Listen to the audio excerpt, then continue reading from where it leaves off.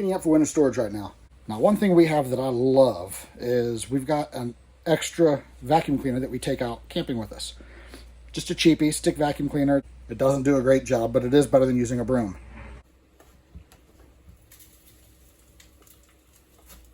Before we left, I did vacuum in here. I didn't do a real good job, but I did vacuum. And we have a Dyson in the house, another stick vacuum. When you have golden retrievers, you need good vacuum cleaners. And you did see what came out of that blue one. It wasn't a whole lot. Check this out. This isn't even the whole camper. This is just part of the cleaning.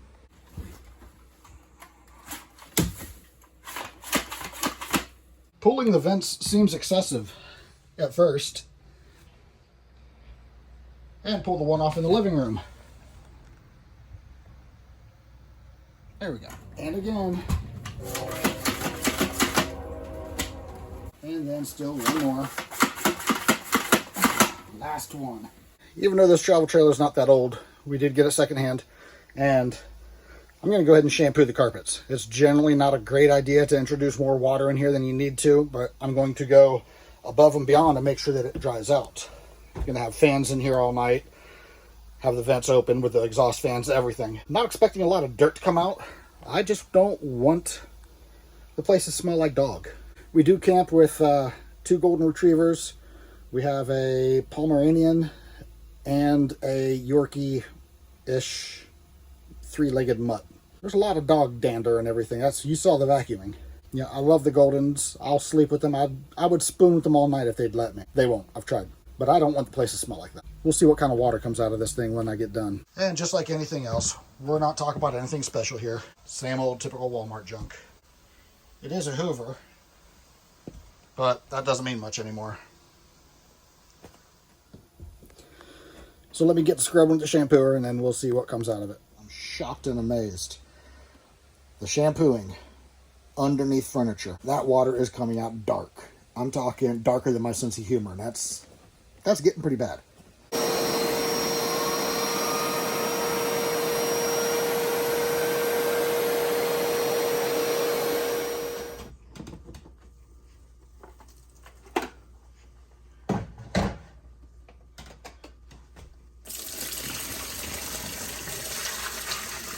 It's that time of year again. We need to get rid of all the water in the pipes and replace it all with antifreeze so nothing explodes through the winter. We're in Ohio. It gets cold. We're done camping until April or May. Winterizing is actually pretty easy. There's a couple valves you need to hit, then you need to just pump the stuff through and make sure that it comes out every faucet, every spigot, everything. Then you need to put some more pink stuff in the drains. On this model, the water heater is located behind the toilet. The water heater needs to be put into bypass mode. Real quick, we'll go over this. The cold water in the blue piping, it comes in right up here, goes into here, and it comes into the bottom of the water heater. It gets in the water heater, it heats up, it comes out as hot water, and it gets sent down to the system. So this is the bypass. What you need to do, like I said, you got the blue water, it comes in, it goes up here, and then it goes this way into the tank. If I turn that, now it can't get into the tank. If I turn this, now that cold water is just coming straight in, it goes straight up here and down and out. This is a check valve and it will not let anything come in this way. And what that does is it bypasses the tank. That is that much antifreeze you don't have to put into the system. There's supposed to be a panel that goes over this to hide it all. I'm not even going to bother putting it back on. As soon as we pull it out in the summer and summerize it, then we're going to have to take it off anyways. So I'm just going to set it aside and make sure the screws don't get lost. Famous last words. There are different types of antifreeze for different types of applications. Of course, you got your automotive stuff. You don't want to use that. The green and the orange, and there's some yellow and red out there also. You don't use automotive antifreeze. You drink water out of these pipes. And even if you don't drink out of the faucet, when you're taking a shower, you're going to get water in your mouth. You don't want that stuff in your mouth. This pink stuff, I buy the cheap stuff. Yes, that's from Walmart. I'll try and get a price on this and probably put it like, like right here or something. This stuff is good for minus 50 degrees. It does freeze. If you were to get into your camper in the middle of January, you'll see this stuff frozen in your toilet. It'll scare you. But the thing is, this stuff will freeze, but it does not expand. That is the important part. It does not expand. let's get to it. Some of you recognize this. This is where I just reinforced this from the dog incident. So I took off this panel. This is very typical of most travel trailers. They'll have the pump right up there. Of course, this is where we are. We're up front on the nose, which is usually the master bedroom. This is the pass-through storage, and then this little step. That's what it's usually for. Now that is the pump right there. When you get in here, you got to find the one hose that is not going anywhere. Like that. This gets dumped down into here, and it just sucks it out. But there's another valve right here. I've already flipped the lever on it. It needs to go pointing this way. It points in the direction that it flows. Like that. Now, it has the water pump switch right here by the front door. You probably can't hear it, but it's running. We're up underneath the camper right now. Before you go turning on the pump and pumping antifreeze through, you need to open up your low point drains. And what this does is it lets all of the water out of all the pipes in through the camper. You take off these caps and then you open up the valves on all the sinks, the shower, everything. That lets all the water drain out. The locations vary.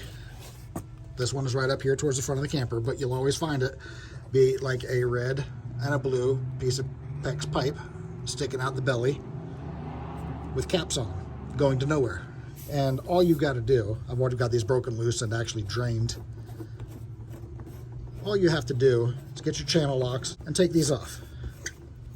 Don't lose it. There it is. What I'm going to do here, I'm going to put ball valves on here because it's too easy to lose those. And I like just being able to turn a valve and drain. And here's my end result. And there you go. That's how awesome it is. That's how easy. Somehow now we're already on day 2. Had a lot going on last night. So anyways, once you start feeding the water pump the pink stuff, you wait until the water pump shuts off. Once it shuts off, the entire system is pressurized, but then you're not done yet. You still need to bleed the system because there's still water in these pipes.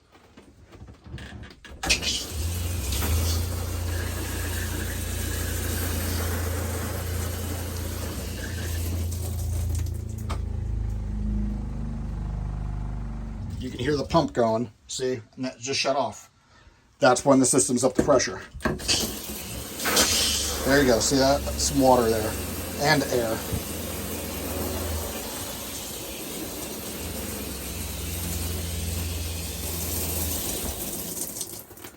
This is the closest fixture to the pump, so I always start here. One thing I do hate is that stuff will leave stains. So before I get done, I'm going to come back with a roll of paper towels and wipe all of the pink stuff off because I don't want to have to scrub it off later.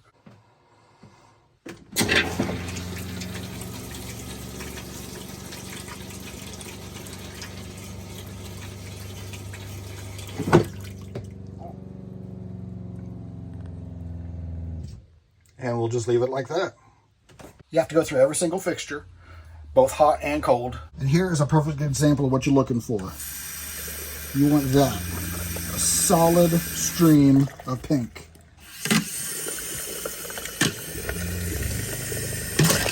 Not that. I don't know if you can tell on the camera, but it's almost foamy. Lots of bubbles. There we go, now it's starting to clear up. Now you will get to the point where the pump will start running for no reason. What that generally means is that your tank is empty.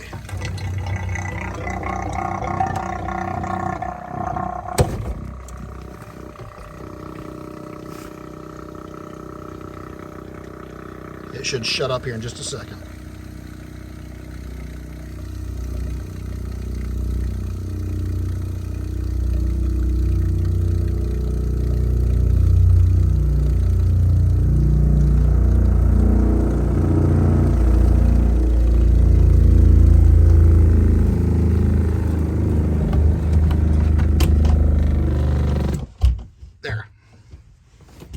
The system's full again. I'm always saying clean as you go, and the previous owners have left a really good reason to do that. When you're doing this and the faucet starts spitting and spraying, it's going to make a mess. If you don't clean up your mess, you might be stuck with it permanently. And then you do the same thing all the way out here, and, well, I've already taken it off. A little blue hose. Something you'll need to remember is a lot of people have never heard of food grade antifreeze, and as soon as they see that you're putting antifreeze on the ground, they get all panicky and upset. They picture their dogs running around getting paralyzed and dying. This stuff will not do that. I'm not telling you to dump it on the ground, but this stuff is food grade. It is consumable. I don't know if it'll give you diarrhea or what, but it's not going to kill you. It's non-toxic. So now that we're done putting the pink stuff in, I've got to button that back up inside. Not all travel trailers are outfitted the same way. There's a lot of things different between a lot of different makes and models, obviously. Our old Springdale Summerlin did not have the port by the water pump that you put into the bottle of antifreeze. There was nothing there. I tried buying a kit and I wasn't able to get it to work properly. So what I ended up having to do was I would buy, I think, 6 or 7 bottles and dump them all into the fresh water tank. Kick on the pump, circulate the stuff through, and then I get the empty bottles and I go underneath and open up the petcock and refill the bottles. And then set those aside for next year, and then I don't have to buy 2 gallons or 3 gallons. It worked. It was not ideal. It's not a big deal. Just dump a bunch in the tank. No matter how hard you try to empty those tanks, the gray tank, the black tank, there's going to be water in it. And you'll hear people say, again, people online, you'll hear them saying that, you know, you have a little bit, you got a gallon of water left in a 50-gallon tank, it's not going to do any damage. The problem is the tank is not the lowest part of the system. The discharge where you hook up your drain hose, that is the lowest part of the system. And if that's got solid water in it, it will freeze and it will pop that pipe and you'll have a big problem in the spring, especially if you don't catch it before you go camping. You need to throw some antifreeze down every tank. This one has 4 tanks, plus the fresh. So I need to dump antifreeze down into all 4 of these. Now you got to go through, wipe down all the pink stuff out of the sinks. You got to wipe it off of the faucets, off the countertop, whatever. Wherever the pink stuff is sitting, you need to wipe it down. Inside the toilet, I don't worry about that. It's a toilet. The reality is that's the main part of winterizing your camper. Now you need to go through the cabinet, get any kind of liquids, any kind of foods, get them out of here. Well, the foods, I say get out of here. The liquids, you can put them in a tote. Odds are this isn't going to freeze, but if it does, you don't want to make a mess. You know, really, that's it. That's it. I do a real good cleaning. Like I said, you saw that I shampooed, which I'm amazed at how much nicer the carpet looks. You can't really tell when it gets dirty, but then when it gets clean, you can tell. One other thing you'll hear people swear up and down about is how to control mice. You'll hear people say you got to use bounce fabric softeners, that the mice hate them. I've seen mice build nests out of bounce fabric softeners. It's a no-go.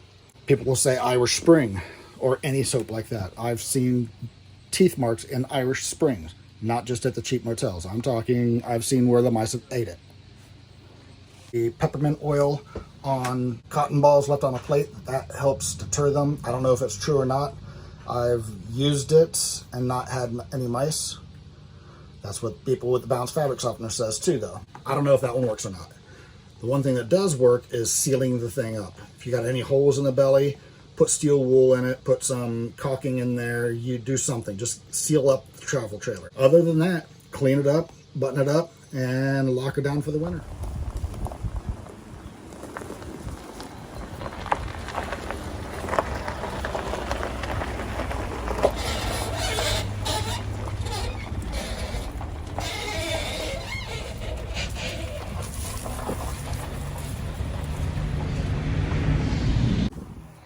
Okay, a couple final thoughts here. We're putting it away. We're at the storage lot. One of the questions is, where do you park in the storage lot? I always say, besides something that's worth more than your rig. Thieves are going to come around. They're probably going to try and break into this shiny, brand new motorhome. Or possibly the one over there. Look at that one. That one's pretty. Easy targets. This one doesn't quite look so pretty, and they'll probably just walk right by it. There's some other really nice ones down the line. A couple other things. These, they're going home. I don't want somebody to steal them, and I've got use for them at the house. Battery, it goes home. Unstrap it, you got to disconnect it anyways, so take it home. I charge it at the beginning of every month. That way, it never goes dead. Extra cribbing so you have a smaller stand, which makes it more stable. And again, also, I don't know if you can tell on your screen or not, but I have it sitting, leaning back just a little bit, nose up, back down. That way all the water goes that way, and any black streaks will be back there instead of up here where we are all the time. I also chose a spot away from the front gate.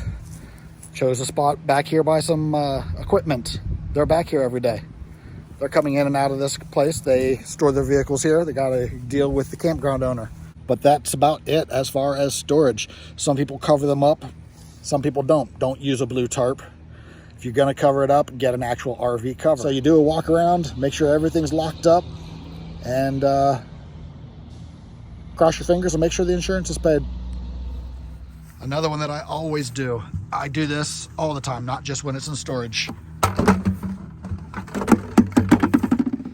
That keeps the water out of that motor. I've already lost one for having cheap seals. Now here's another one I forgot.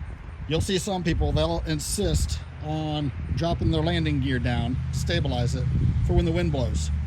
Not really necessary. And it can be detrimental. If your tires go flat, even just one, if the rear tire goes flat, that's going to put a bunch more weight on that and it's going to buckle. Ask me how I know. Not on this one, but on the last one that happened. Another thing to keep in mind is which way your weather comes from. Here in central Ohio, the weather usually comes from the west, which would be that way. So I've got something here blocking the wind for me. It's a little bit taller than our rig. It's heavier than our rig. I think it'll do fine. If you can park nose into the wind, that's even better. They're designed to go through 70-mile-an-hour winds. They're not designed to get it on the side. But out here, we have to be parked east or north and south instead of east and west. That's okay. We don't usually get winds that'll knock it over. So until next time, we'll see you at the campgrounds. Actually, we won't, because the campgrounds are closed now. It's a sad time of year. See you.